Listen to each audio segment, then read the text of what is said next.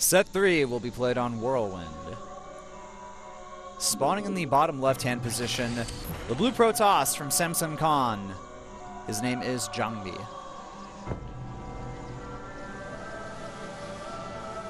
His opponent on the right bottom position of the map, spawning as Red Terran, playing for a KT roster. His name is Flash. So Flash and Jangbi, we're in for a treat here. The map means, based on the stats, it's going to be a little bit hard for Jangbi to take a win here. But, you know, if it goes into that long macro game, then I'm going to be really excited to see what kind of multitasking we see come from Jangbi. Will he go for a lot of Warp Prism play? Will he try to integrate maybe some type of air units into his build? You know, there's a lot of different options here on Whirlwind as far as build orders go.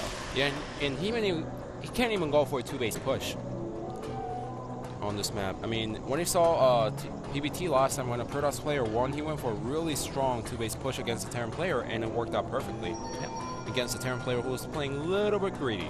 Well, the thing is, Terrans, by nature, they can play pretty greedy if they want to. You know, they have repair, they have bunkers, they can lift off their expansions if things get a little bit too dicey.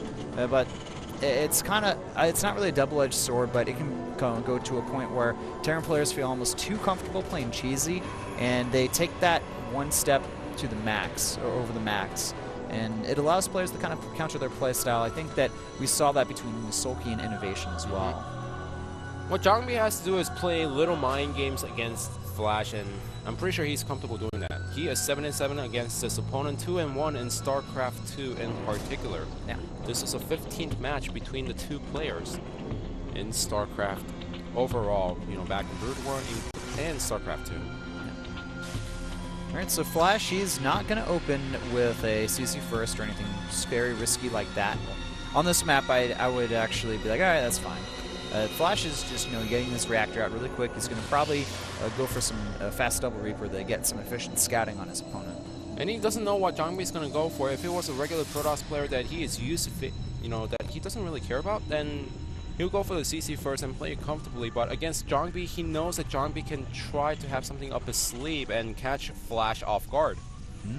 That's why he is playing it slightly safer. He's got a lot of respect for his opponent, and he doesn't want to underestimate him. Yes. Mothership Core on the way for Jangbi here.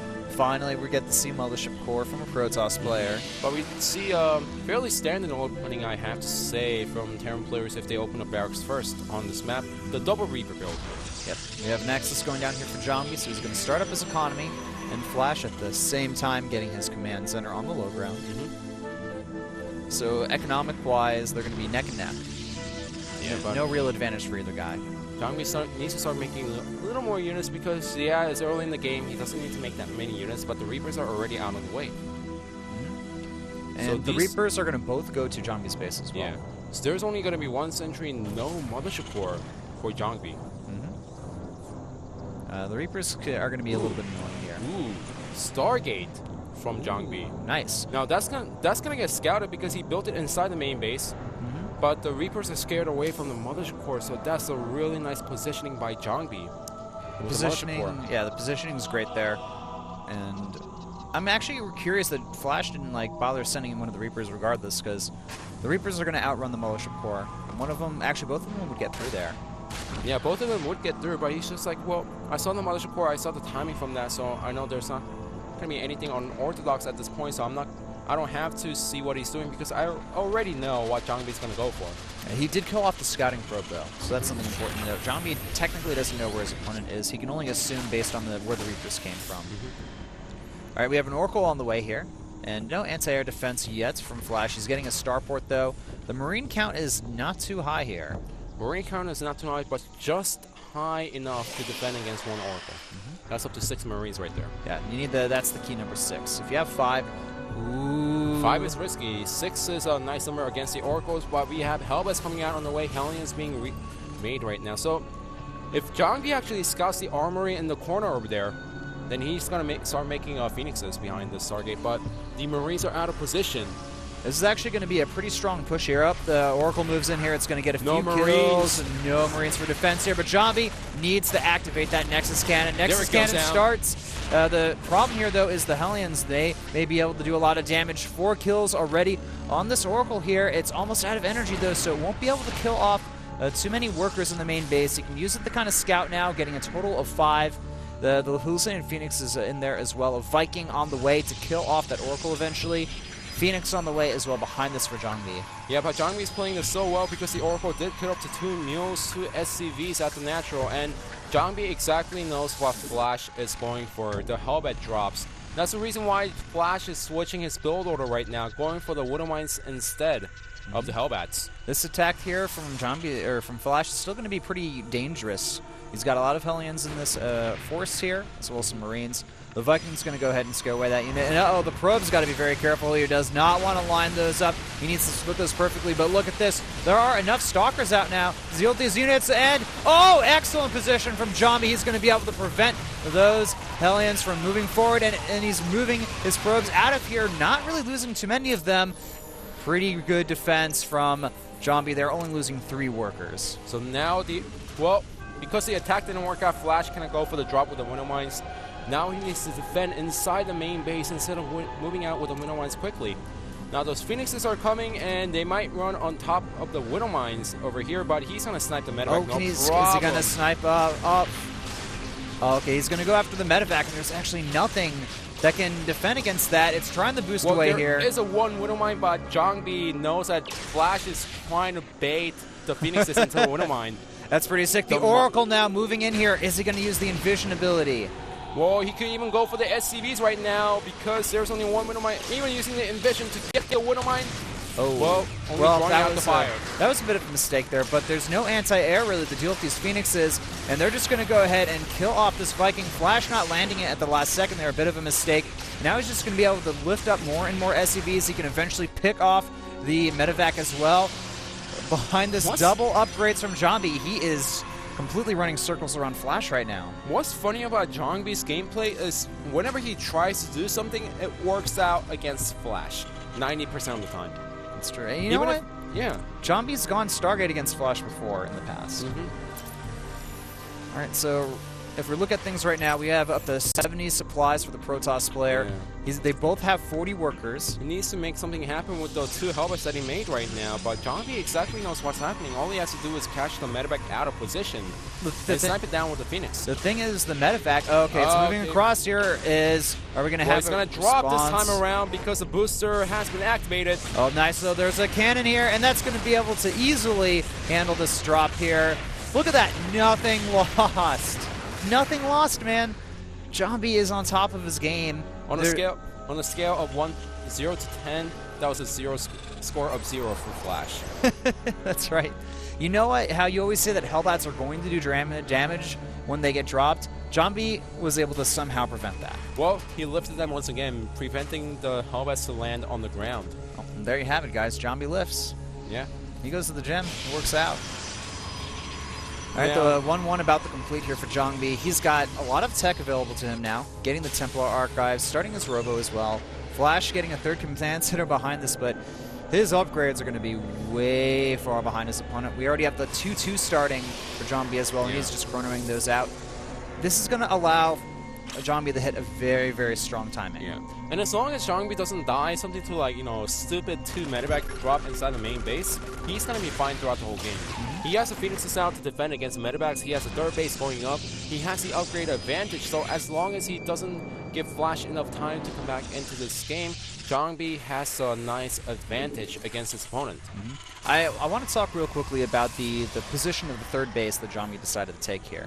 Because the drops are going to come from the right to the left, having that 3rd base there means that Flash can bounce around the bases. If it's up above the natural, it's going to be a lot harder for him to do that based on the positions where these players spawn. And also remember that if there's a drop inside the main base, and if Jangbi actually took this position for the 3rd base, sick, nice lift on the Widow Mines. So sick, and adding in a few good force fields as well. Jangbi not going to overcommit, though. He gets a good trade there, and he backs out. Just talking about the positioning a little bit more at this point before we talk a little bit more about the battle. If Jangbi takes the 3rd base closer to his opponent, yes, it drops multiple drops inside the main base and the 3rd base, but also it allows Flash to take out the 3rd base much easier than if Jangbi actually took the Nexus at the 9 o'clock position. So it's better for Jangbi to go for the 9 o'clock instead of the semi-3rd between the natural and the main base. 100% agree with you. War Prism on the way. The 2-2 is going to complete very soon here. Jangbi going to go for some harassment of his own. Not content with just using the Phoenix here. And the army composition from Jangbi, it's not bad right now. He doesn't have too much AoE. That's the only real issue with it. The upgrades, though, are so good for him, and the players are very close in supply as well. So those are important things to look at here when you try to think of how the fights are going to work out. Yeah, and the problem is, Flash, he loves to go for the micro with the bio, and he's so fantastic at doing it, but the Zealots are not going to die because of the upgrade difference. All right, the War Prism now dropping a lot of Zealots here. There are now charge lots at the natural, and we can see that War Prism reinforce in the main base. Another Zealot going to the third. The economy for Flash not in the best position right now. He's going to be able to defend against these drops here pretty easily with the addition of the Hellbats, but that's a lot of lost mining time. And at the same time, we have Flash running away here from the main army of Jangbi. These boosted medevacs are eventually going to get it picked off. The War Prism does fall, but the supply is looking pretty solid for Jangbi right here. He may just move into the natural and try to end the game. Well, he's going to regroup his army once again because he is low on Zealot count at this point. But behind this, there's going to be Colossus, and look at the unit composition from Flash. He is perfectly ready against Templar-based army, the Archon-based army, but no Vikings coming out. No Vikings. The Hellbats are going to do very good against the charge lots. I would like to see Jangbi go for more of a Stalker-based composition now that he has to deal with so many Hellbats, because the main army that Flash ran away with, none of his Hellbats were in there. Now look at this army. Look at how many Hellbats are mixed in here. Well, 3 of those Hellbats are going to get lifted right away. Remember that, because the 3 Phoenixes are still alive and well. Jangbi kept us alive so well throughout the whole game, preventing Flash from going for any drop play inside the main base or inside the third base. So now Flash is moving out in the middle of the map. He is doing a scan, looking where his opponent is. Are we going to see an engagement here from Jangbi? Looks like he wants to go for it. Well, it's Jangbi who wants to go for it, and Flash who wants to fight in a different location because those are Colossus being added into the main army. The Archon count, the Colossus count, that's going to just completely obliterate this Terran army. Flash not even able to micro down one of the Colossus, and this entire Terran force getting completely routed here. The Phoenix also doing a great job sniping off those medevacs one by one. A great army composition from Jangbi, and he's ahead in supply, 125 to 107. He's ahead in upgrades. His economy is in great position right now, getting the 3-3 behind this. He needs to chrono boost out the 3-2 because now he's allowing Flash to come back into the game a little bit more. Just looking at the SCV count, it was 67 SCVs to 62 probes. So Flash, when it comes to the work count, he caught up in the game completely, and now he just bought enough time to get the Vikings out against the Colossus. That is going to be a bit of an issue for Jangbi here. Still ahead in supplies, though. He has that advantage. I think that's the biggest thing to look at here. As long as he maintains a solid supply advantage here and upgrade advantage, he's going to be in a good position. Well, now charging forward. There's only a few Hellbats in this mix. They're going to get picked off almost instantly. The fourth base is going to get canceled as well. This is what Jangbi needs to do. He needs to make sure that he needs to carry on the advantage and not give his opponent too much time to come back into the game.